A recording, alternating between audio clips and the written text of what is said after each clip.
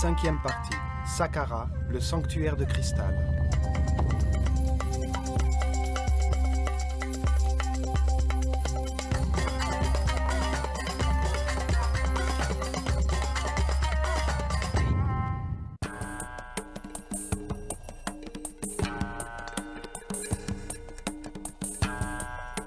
Saqqara est la première manifestation de la grande connaissance que les prêtres de l'école de mystère de l'œil d'Horus avaient acquise dans de nombreux domaines et dont les ruines sont aujourd'hui encore visibles. Ils construisirent la première pyramide de la Terre après le déluge universel. Pour la première fois, des blocs de pierre modulables ont été utilisés pour construire un édifice.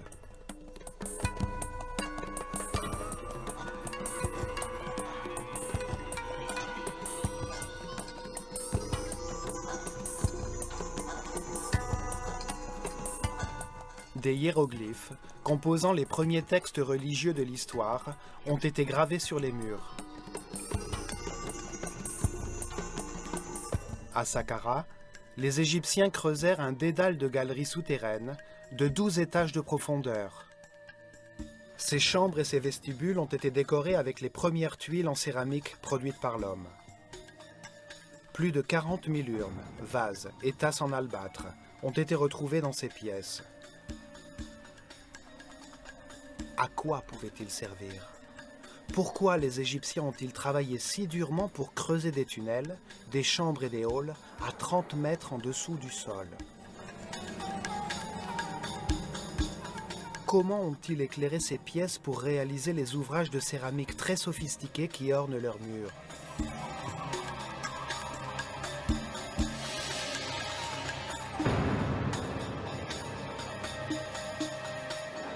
Pourquoi ont-ils bâti au niveau du sol d'imposantes masses de pierre qui ne semblent avoir eu aucune utilité? Quel avantage pouvait avoir une société de 4 millions d'individus à tailler et à déplacer plus d'1 million de tonnes de pierre pour construire un ensemble architectural si raffiné?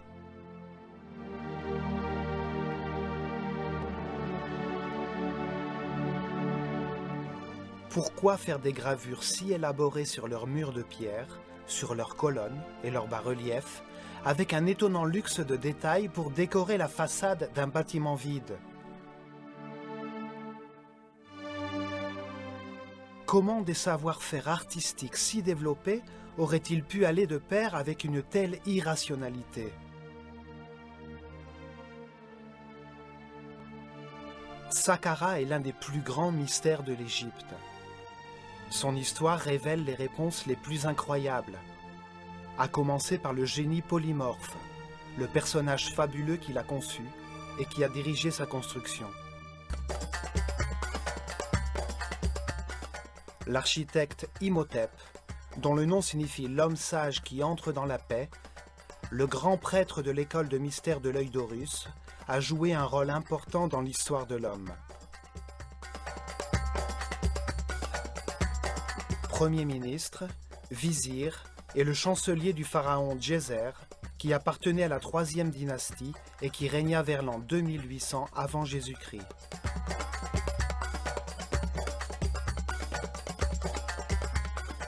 Imhotep est né un 31 mai. C'était le fils de l'architecte Khanofer et de sa femme Khredouonk. Quelques statues le représentent comme un homme humble, habillé aussi simplement qu'un moine. Père de l'architecture, il remplaça le bois et la terre cuite par des blocs de pierre modulables.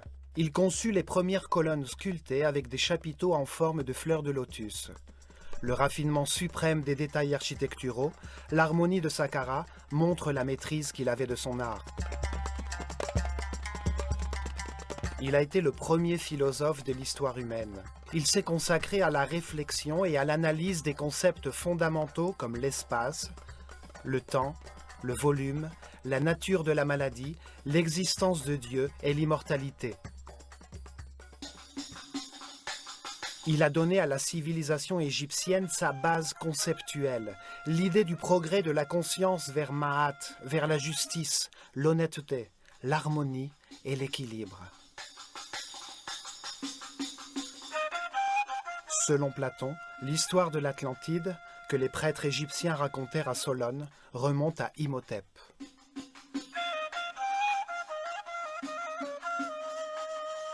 Astrologue et astronome, il a réalisé la première transcription graphique de la sphère céleste et il a dessiné les premières cartes des constellations. Le fait qu'il se réfère au changement d'ère céleste pour déterminer les stades de la révélation dans le développement spirituel de la civilisation égyptienne prouve qu'il connaissait le phénomène de précession des équinoxes. Mais ce furent ses grands talents de médecin qui firent d'Imhotep un semi-dieu. Seulement 50 ans après sa mort, le pharaon Mykérinos construisit un temple en son honneur. Il devient un lieu de pèlerinage et de cure miraculeuse. Les Grecs, qui allèrent étudier en Égypte, le rebaptisèrent Asclépios ou Aesculapius pour souligner ses prouesses médicales. Ils l'appelèrent également Hermès Trismégistus, 3 fois grand, en raison de ses dons de philosophe et de physicien qui avaient permis de révéler le fonctionnement de l'univers. Imhotep fut le premier à rassembler des informations sur le diagnostic et la guérison de nombreuses maladies. Le caducée, qui est de nos jours le symbole de la société médicale, était la canne de pouvoir d'Imhotep. Grâce à elle, il mesurait la quantité d'énergie vitale qu'un être humain avait appris à maîtriser.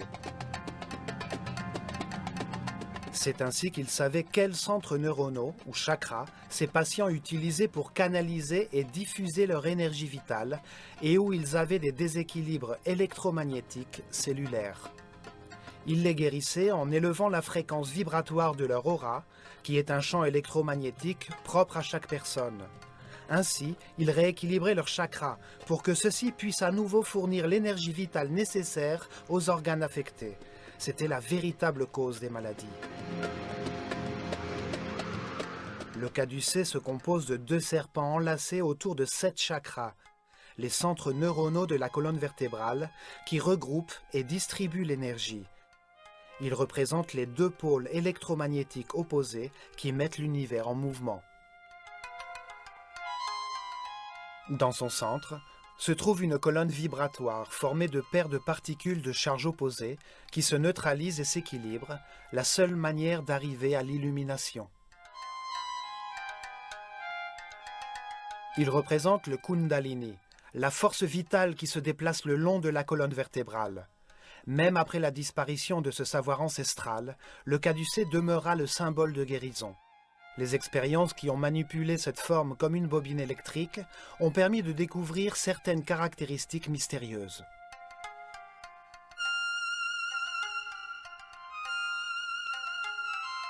Au passage du courant électrique, aucun champ de force n'est détectable, bien que ses effets soient visibles, puisque le courant résonne dans toutes les fréquences et les longueurs d'onde. Le caducée pouvait être utilisé pour envoyer et recevoir des signaux radioélectriques en alignant ses 2 branches de fer, comme s'il envoyait des signaux laser. Le papyrus médical d'Hébert montre comment Imhotep a combiné la magie et la médecine. Ses antidotes et ses formules curatives font appel à des prières et à des charmes, car il estimait que la médecine ne pouvait pas guérir sans le pouvoir conféré par l'énergie de mots. Pendant des milliers d'années, ses écrits et ses enseignements se sont secrètement transmis de génération en génération. Ils ont servi de fondement à la réflexion des gnostiques, des templiers, des illuminati, des rosicruciens et des francs-maçons. Les Grecs les ont appelés les principes hermétiques. Imhotep les a inscrits sur plusieurs papyrus et tablettes pour la postérité. L'un d'entre eux, le Kybalion, parle des 7 principes essentiels de l'univers. Il y déclare que l'univers existe par l'Esprit de Dieu, que chaque homme est une de ses pensées et qu'il possède la capacité de penser à son tour, que la réalité est un grand système dont tous les éléments sont doués de conscience et sont reliés entre eux. Imhotep était un maître de la connaissance. Il a enseigné l'écriture des hiéroglyphes et la gravure sur pierre pour composer les premiers textes religieux de l'histoire. C'est pourquoi il est associé à Thoth, le Néther, ou principe divin, représenté par un homme à tête d'ibis qui symbolise le mot divin, le verbe créateur.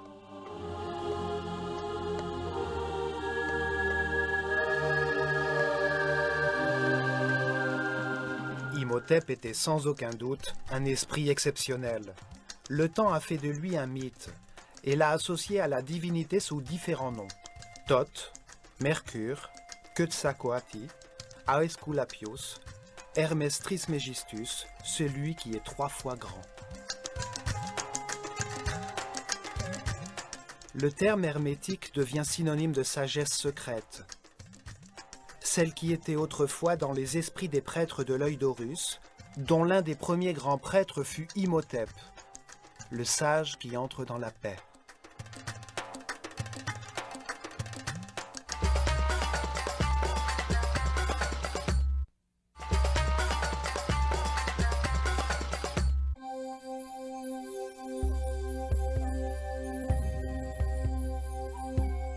C'est Imhotep qui décida où Saqqara devait être construit, pour des raisons mystérieuses. Le site se trouve entre le 31e et 32e degré de longitude est et entre le 29e et 30e degré de latitude nord, dans la seule région d'Égypte où allaient être construites des pyramides dans les 400 ans à venir.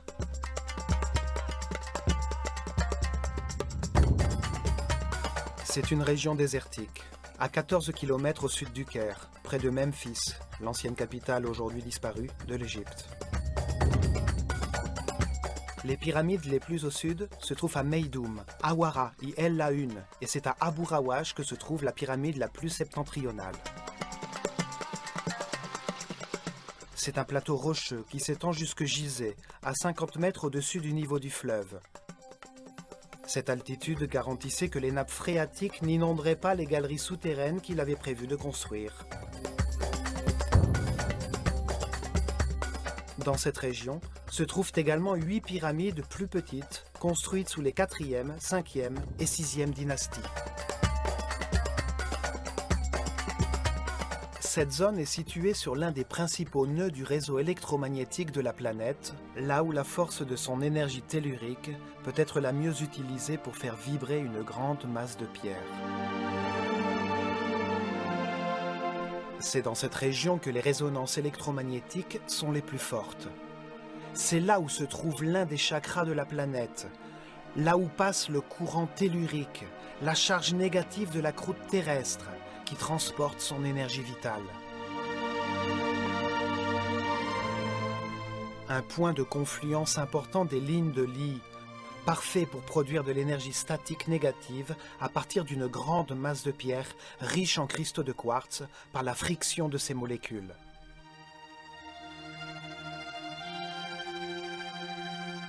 L'atmosphère dans cette région est chargée de 500 volts par mètre carré de courant positif, soit 5 fois la charge normale. C'est un point de puissance sur la planète qui permet d'accroître le niveau d'énergie dégagé par la pyramide construite par Imhotep. Cette situation géographique était essentielle pour utiliser la pyramide comme un condensateur électrique qui absorbait l'énergie positive de l'atmosphère dans les cristaux de quartz des plaques de granit qui recouvraient alors sa surface.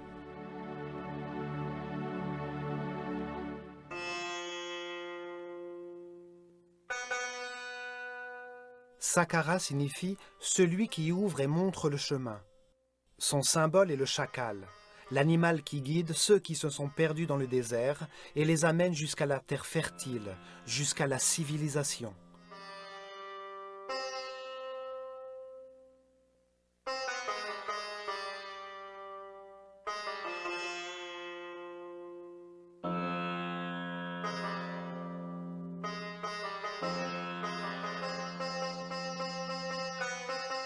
De loin, la première chose que l'on pouvait voir était la pyramide blanche, derrière un très long mur, le premier à être construit par l'homme avec des blocs de granit taillés, ornés de somptueux bas-reliefs et de linteaux.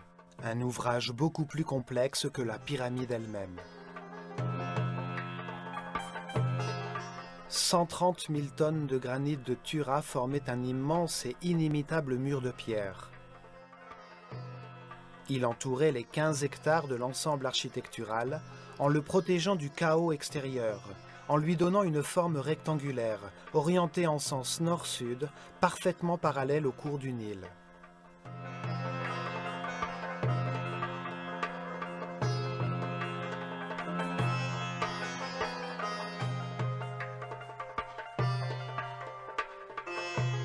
Le mur faisait 10 mètres de haut, comme un bâtiment moderne de 4 étages, 550 mètres de long, soit plus de 5 pâtés de maisons, sur une ligne droite allant du nord au sud.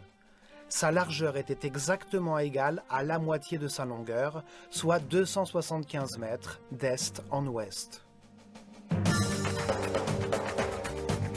Ce mur était la première composante du mécanisme quantique conçu par Imhotep à Saqqara. L'ensemble architectural dans son intégralité ressemblait à un gigantesque circuit électrique, fait en pierre et à grande échelle. Le mur réagissait comme une ceinture électromagnétique qui isolait le tout, en fermant et en protégeant le circuit. Il n'y avait pas besoin de fils électriques, mais seulement d'une forte densité de cristaux de quartz dans les molécules de la matière qui le formaient. Le granit de Tura, une carrière proche de Saqqara, contient beaucoup de quartz. Les molécules de quartz sont constituées de tétraèdres, une des 5 formes fondamentales qui composent la matière, les solides platoniciens. Les vibrations de la planète provoquent des frictions entre les faces du tétraèdre, ce qui produit une charge électrique. Les 85 000 mètres cubes du mur de granit contenaient un grand nombre de cristaux de quartz, qui produisaient un puissant champ de force électromagnétique, un signal radioélectrique constant. Le mur fait partie d'un complexe permettant de concentrer de l'énergie électromagnétique, et dont le centre était la pyramide de 66 mètres de haut qui le dominait.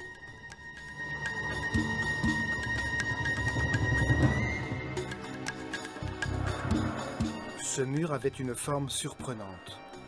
Il s'avançait et reculait pour former, à intervalles réguliers, des bastions et des portiques. Des reliefs verticaux entouraient les porches, donnant à l'ensemble toute sa beauté et sa régularité, générant un sentiment d'harmonie dans une composition presque postmoderne.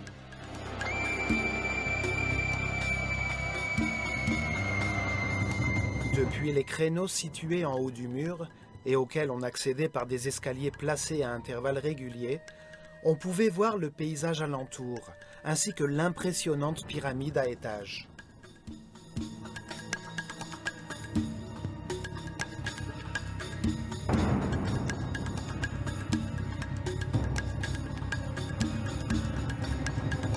Non seulement c'est la première construction monumentale en pierre sculptée faite par l'homme, mais elle présente aussi une série de détails architecturaux qui montrent une maîtrise et une connaissance de l'architecture que les développements ultérieurs de la civilisation égyptienne n'ont jamais dépassé.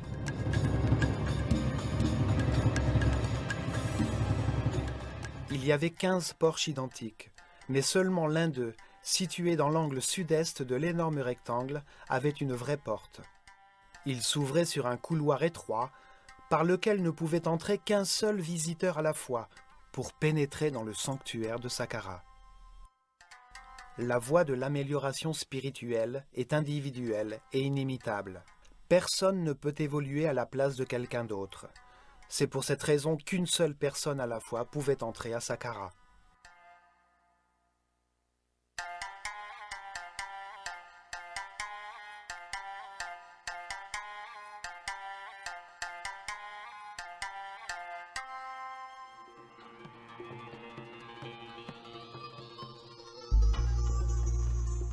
Un mur si haut, avec 14 porches murées et un seulement ouvert, avec une entrée si étroite, tout cela semble avoir été construit à des fins défensives.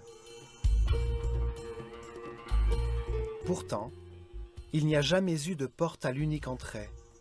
La technologie mise en œuvre à Saqqara restreignait l'accès aux êtres à l'esprit primaire, ceux qui dégageaient une mauvaise aura, c'est-à-dire un champ électrique négatif. Dans le long couloir et le long de la galerie composée de 48 colonnes, un puissant champ de force électromagnétique intensifiait les sentiments des visiteurs. S'il y avait de la haine, de la peur ou de l'insécurité dans leur cœur, leur propre angoisse les empêchait d'entrer.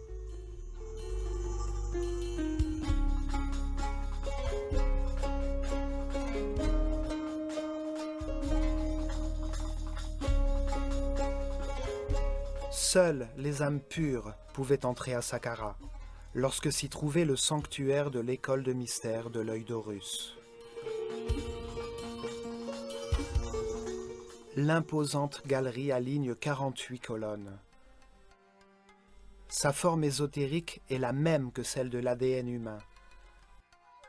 20 paires de colonnes accolées au mur, disposées en fonction du soleil, sur l'axe d'énergie, la spirale torsadée de la molécule.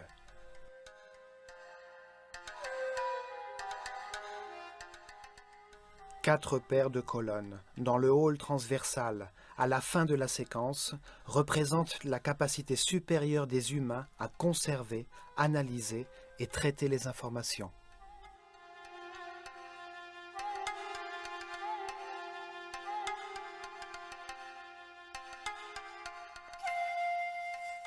Les colonnes, entièrement sculptées, de 7 mètres de haut, ont été placées selon certains principes architecturaux qui furent repris des milliers d'années plus tard dans le Parthénon grec. Chaque colonne avait la forme d'un rouleau de papier de papyrus.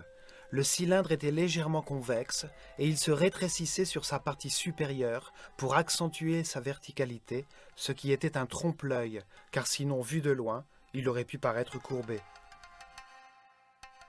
Le restaurateur du site de Saqqara, Jean-Philippe Loher, a aussi constaté que du fond de la galerie, l'espace entre les colonnes les plus éloignées est plus important, ce qui rallonge la perspective et donne l'impression que la galerie est plus grande.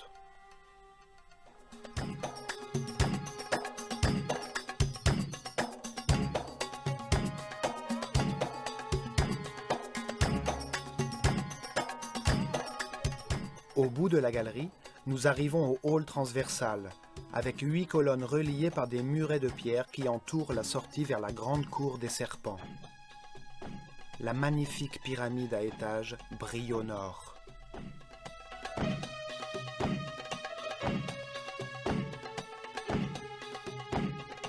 La cour était à l'origine entourée par de hauts murs, dont les bas-reliefs étaient très travaillés. Il se composait de niches qui avaient une forme de porte, forme qui se retrouvera plus tard sur l'un des murs de tous les tombeaux égyptiens.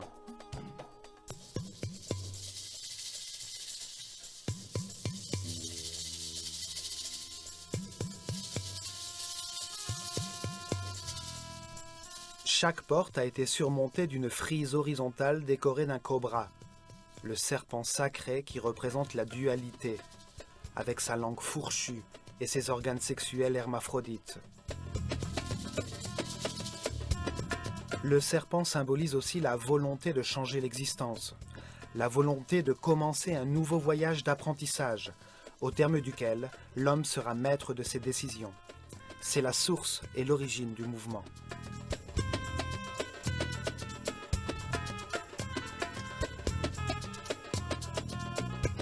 Beaucoup de cérémonies ont eu lieu dans cette cour, la plupart d'entre elles avec les disciples de l'école. Mais, une fois par an, le pharaon venait sur ce théâtre pour être couronné de nouveau par le grand prêtre de l'œil d'Horus, avec la couronne blanche et rouge qui symbolisait son pouvoir sur toute l'Égypte. À la 30e année de son règne, se tenait également une cérémonie de rénovation appelée Eb Sed. Durant cette cérémonie, le pharaon courait tout autour de la cour des serpents, avec pour unique parure les emblèmes de son pouvoir, afin de se renouveler conceptuellement et de montrer sa force, sa capacité à dominer le monde physique. Le mur au sud de la cour servait de façade au tombeau du sud, une fausse chapelle construite en pierre et dont le toit était voûté. Sa fonction réelle était de cacher une des deux entrées du souterrain.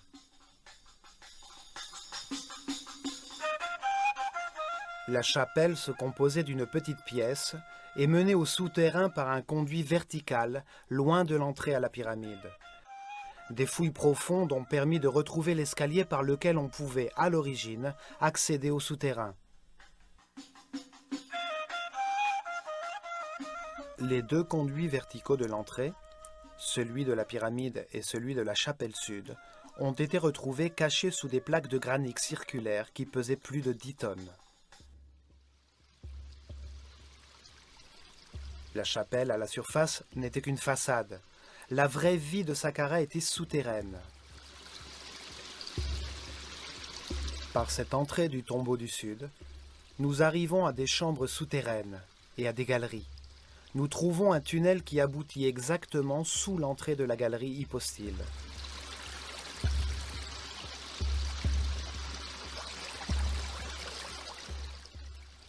Le plan du sanctuaire tout entier ressemble à l'unité centrale d'un ordinateur.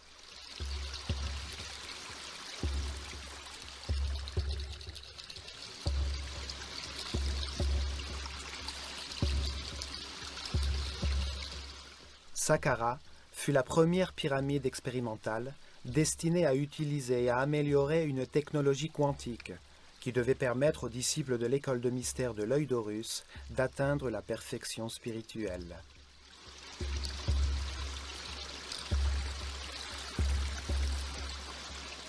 Pendant 400 ans, environ 100 pyramides, de formes, de grandeurs et de matériaux différents, ont été construites. Leurs lignes ne cessèrent de s'améliorer jusqu'à la réalisation de la grande pyramide de Khéops. Les Égyptiens avaient hérité de la civilisation atlantidéenne la connaissance de la transformation des formes pyramidales monumentales en machines quantiques, capables de produire des colonnes ondulatoires stationnaires d'énergie qui permettaient d'élever la fréquence vibratoire des disciples d'Horus.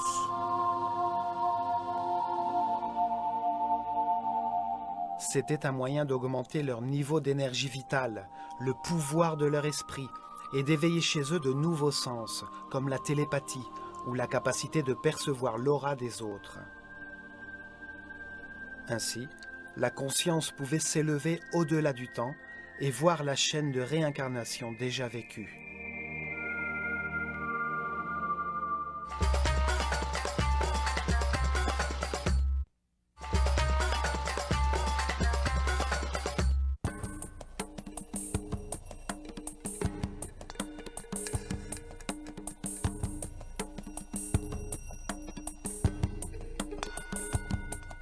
Dans la cour des serpents, du côté où le soleil se lève, se trouvent 3 colonnes qui formaient le centre du temple royal de Eb-Sed. Un bâtiment occupé par le pharaon et les prêtres de l'œil d'Horus durant les cérémonies.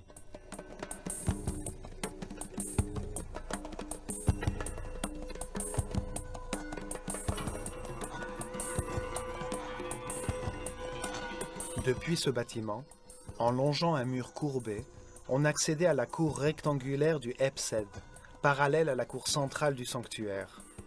Sur les côtés se trouvaient 2 séries parallèles de fausses chapelles. En réalité, elles étaient une façade très élaborée, sise sur un bloc de pierre massive. Chaque série se composait de 13 chapelles étranges et mystérieuses. Leurs murs n'abritaient aucun espace utile à l'intérieur. Elles formaient simplement une façade sophistiquée et scénographique, pleine d'élégants détails architecturaux. Leur forme dissimulait la vraie raison d'être du sanctuaire et de l'enchevêtrement complexe des chambres souterraines, des tunnels et des galeries, conçus comme un énorme circuit électrique pour produire un tourbillon électromagnétique. Devant chacune de ces chapelles, un passage étroit et sinueux menait à un petit sanctuaire extérieur qui devait contenir les représentations symboliques des forces tutélaires de l'Égypte, la divine Énéade.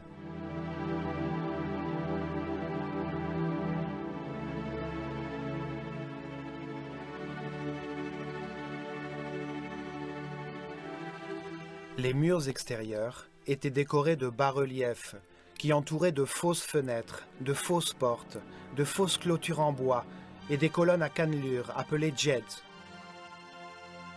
En somme, un véritable décor entièrement sculpté dans la pierre. Au nord de la cour des fausses chapelles, à l'est de la pyramide à étages, se trouvent la maison du Sud et la maison du Nord. Deux constructions beaucoup plus grandes, mais tout aussi factices.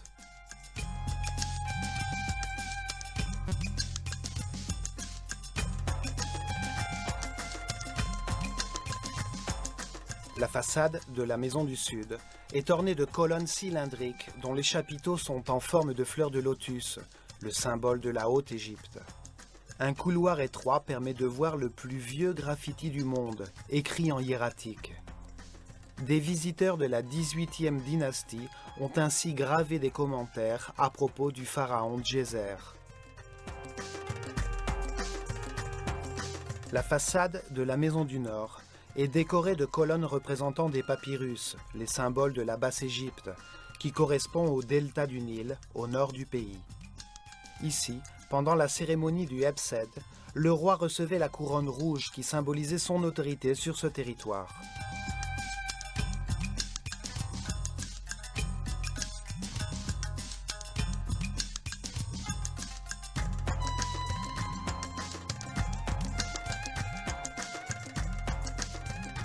Entre la maison du Nord et le temple funéraire de Djéser se trouvait le Serdab, une petite chapelle avec 2 trous dans un de ses murs. À travers eux, une statue représentant le pharaon Djéser assis pouvait entrevoir la cour extérieure, tout en recevant le vent vivifiant du Nord.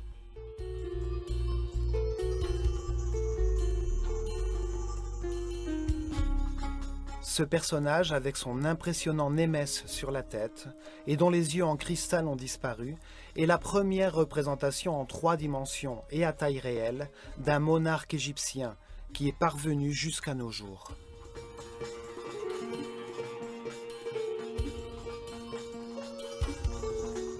Durant des milliers d'années, il a contemplé la stupeur que les bâtiments factices de Saqqara ont provoquée chez ses visiteurs. Le décor qui cache de puissants mécanismes quantiques. De là, il a entendu toutes les théories selon lesquelles Saqqara a été son tombeau qui ne fut jamais utilisé.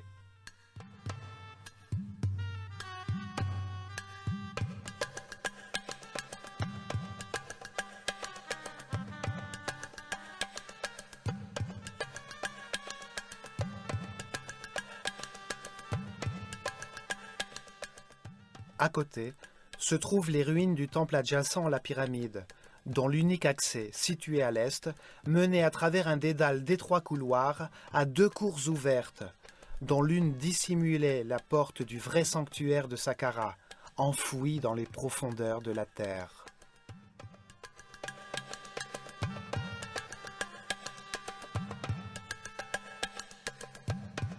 Cette cour cachait l'entrée principale du souterrain.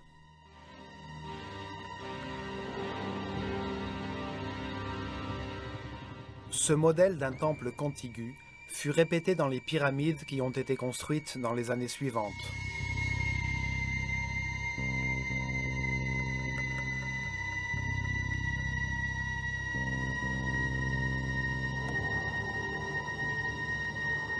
Saqqara a été abandonné à l'arrivée dans l'ère du Bélier, vers l'an 2320 avant Jésus-Christ, au moment de la construction de la pyramide de Khéops.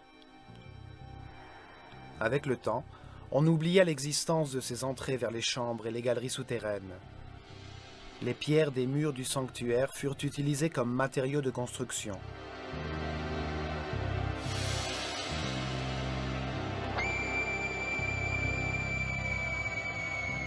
Dans les siècles qui suivirent, beaucoup de nobles firent construire leurs tombeaux dans ce lieu sacré. De nos jours, on pense que Saqqara a été un cimetière, dont le premier sanctuaire fut le tombeau du pharaon Djéser. Au temps de la 26e dynastie, en plein déclin de la civilisation égyptienne, Plus personne ne savait que le temple adjacent à la pyramide cachait l'entrée de la chambre principale. Le pharaon ordonna de creuser un long tunnel sous la façade sud de la pyramide, en croyant que l'entrée se trouvait là.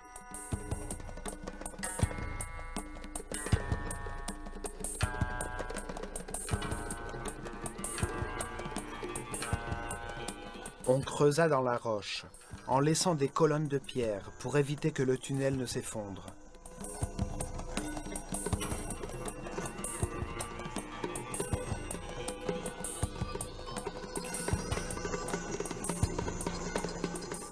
Jusqu'à arriver à la chambre centrale, une pièce vide de 12 étages de profondeur, un puits de la forme d'un obélisque en plein cœur de la pyramide.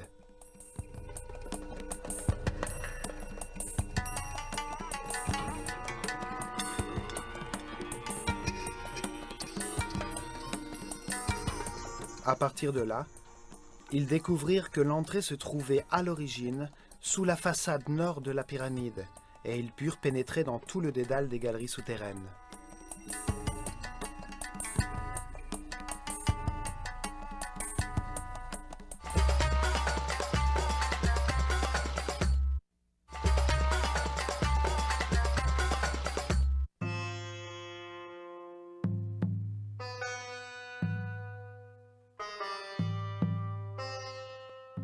Saqqara a été construit en 3 étapes, planifiées dès le départ par Imhotep. À chaque étape, le sanctuaire s'agrandissait et la pyramide se développait comme le corps d'un être humain. La première étape fut la construction de l'épine dorsale du sanctuaire, le creusement d'un puits vertical qui va 30 mètres en dessous de la pyramide, à 12 étages de profondeur, soit 50% de la hauteur totale de la pyramide.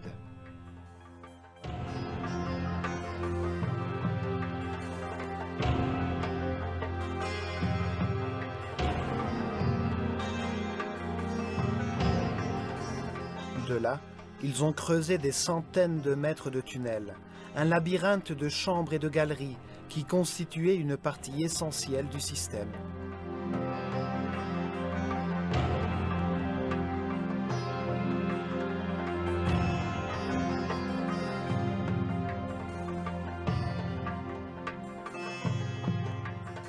La deuxième étape fut la construction d'une petite pyramide à étages au-dessus du sanctuaire souterrain.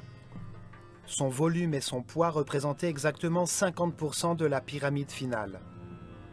Elle consomma seulement la moitié des ressources et des efforts totaux. En outre, les bâtisseurs pouvaient ainsi utiliser temporairement l'énergie dégagée par leur propre construction. La charge électrique produite par la petite pyramide était utilisée pour créer des couloirs électromagnétiques qui facilitaient le transport des matériaux nécessaires à la construction du reste du sanctuaire.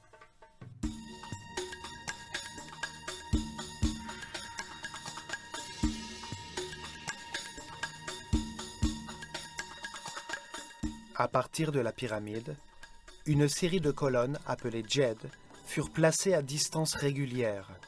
La charge d'ion négatif produite par la masse vibratoire de la pyramide circulait d'un pilier à l'autre.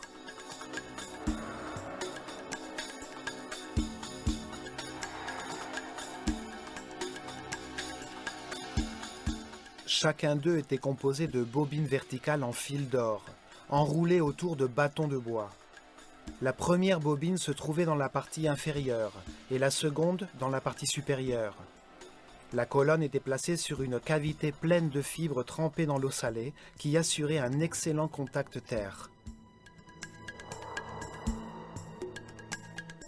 Un prêtre d'un haut niveau de conscience et de vibration était tenu de contrôler grâce à l'énergie tachyonique de son esprit le passage du courant ionique de la pyramide à la première colonne. À partir de là, la charge électrique circulait régulièrement de pilier en pilier, créant ainsi un couloir électromagnétique qui s'étendait jusqu'à Tura, près de Saqqara, sur le Nil, dans le champ de puissance de la petite pyramide où se trouvaient les carrières de quartz granitiques. Les plaques de granit, une fois découpées, étaient placées devant le dernier djed. Un prêtre les touchait alors avec sa canne, faisant ainsi circuler dans leurs molécules de quartz la même charge négative que celle du couloir. Les deux charges égales se repoussaient et le bloc se soulevait du sol. Le même principe est utilisé de nos jours par les trains à sustentation magnétique au Japon qui flottent sur un champ électromagnétique puissant de la même polarité que celle des wagons.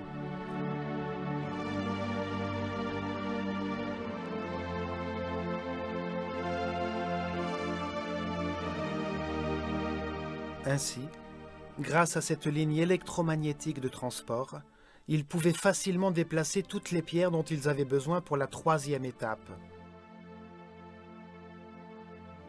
L'élargissement de la pyramide, avec 425 000 tonnes de pierres, et la construction des murs d'enceinte, avec 135 000 tonnes de granit.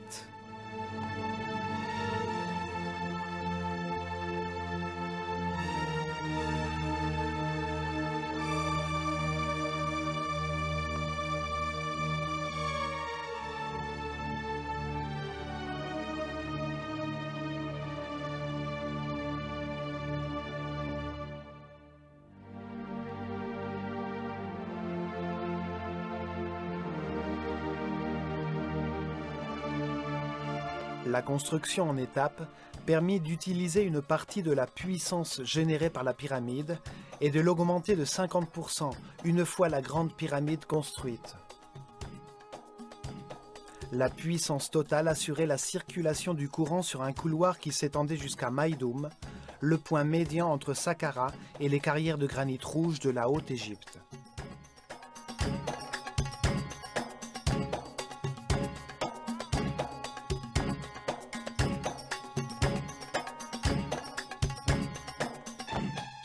La technologie et les connaissances héritées de l'Atlantide sont fondées sur les principes de mécanique quantique que nos scientifiques commencent à peine à comprendre.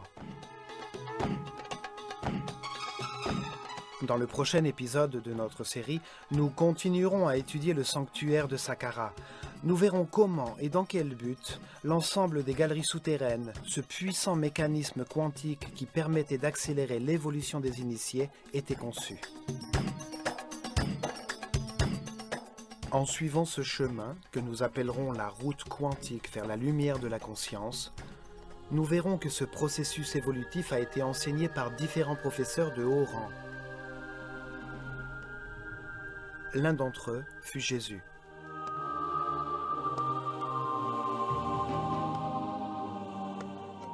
Il dit que si nous suivions la route vers la lumière et la vibration de l'amour, nous ferions encore de plus grandes choses. Il faisait allusion à l'utilisation des particules subatomiques de la lumière, l'énergie tachyonique, la force créatrice qui a mis cet univers en forme.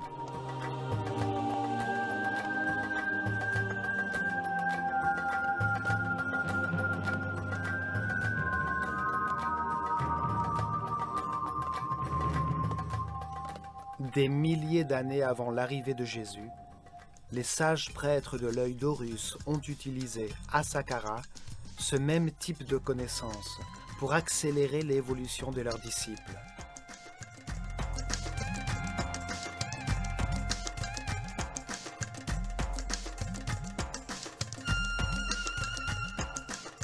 Ils ont construit d'imposantes formes pyramidales, des machines quantiques utilisées pour la production de colonnes énergétiques ondulatoires qu'ils utilisaient pour élever la fréquence vibratoire de leurs initiés.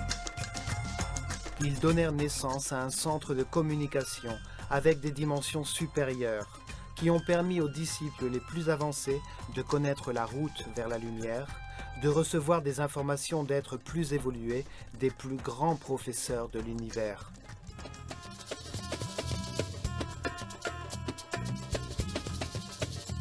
Sur le plan physique, en construisant des couloirs électromagnétiques et en générant des effets de supraconductivité grâce à différents matériaux, ils ont facilité la construction de leurs temples, les livres vivants de l'école de mystère de l'œil d'Horus.